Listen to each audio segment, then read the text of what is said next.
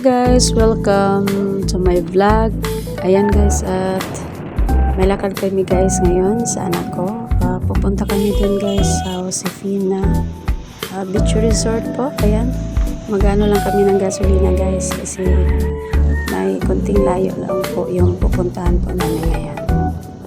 And tara guys, samahan nyo kami magpunta doon sa beach. Ang gagawin namin doon guys is meron kaming meeting po sa praise and worship team po, kaya doon kami guys magkita-kita doon sa beach na yun. Thank you guys for watching my vlog until the end sa vlog ko ngayon guys. Thank you guys for always support my vlog. So ito po yung guys, yung pupuntahan namin guys. Maganda yung view po niya dito guys. Gusto ko guys makita yung mga maraming punong kahoy guys. Tsaka halos lahat makita mo sa paligid is mga green.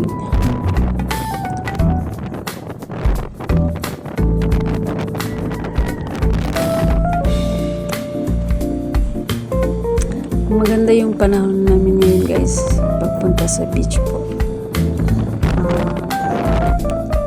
Okay lang naman po yung init po guys.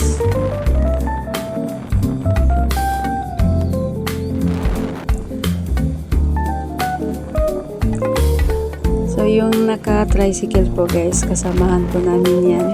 Ayan. Hi brother Winnie. So ito na po yung guys, yung entrance po, yung pagpasok mo dun sa Santa Josefina Beach. So kailangan namin guys i-parking po yung motor po guys kasi papasok na kami doon. So mura lang po guys yung entrance po nila. 20 pesos pala. Sorry guys. Tapos meron silang mga cottage po dito guys. Hindi kayo mag-worry guys kasi meron naman silang pang banlaw tsaka CR po. Tsaka maganda yung view po niya dito guys, kaya nagbi-video lang ako saglit guys para meron naman akong ma-save po na view po dito. Kasi medyo matagal na ako guys hindi na nakabalik po dito. So, ngayon lang. At pagbalik ko dito guys, medyo maganda na po yung view po ng Josefina Beach Resort. Ayan, ito na guys. At magkita-kita na kami dito guys. Ayan, mga kasama namin. Nandito na pala.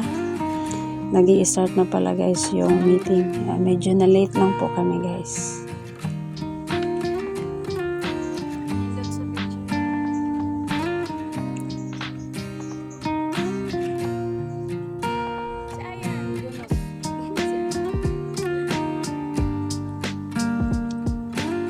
So, okay na okay guys, yung mga bata po dito maliligo kasi safe naman po yung dagat. So, ito na guys, yung mga kasamahan namin sa team, sa praise and worship team. So, nagbi-meeting na kami guys. Shout out po kay Pastor Ken. Siya po guys yung head po namin dito sa praise and worship team po. Youth pastor po namin.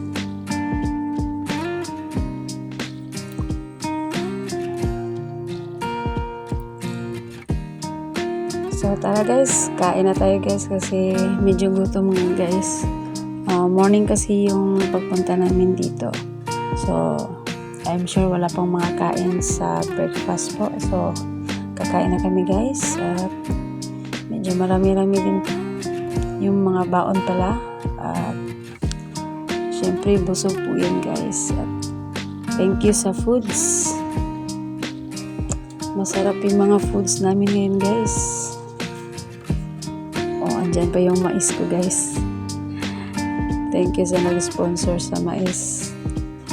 And thank you guys for watching my vlog. So kakain na ako guys.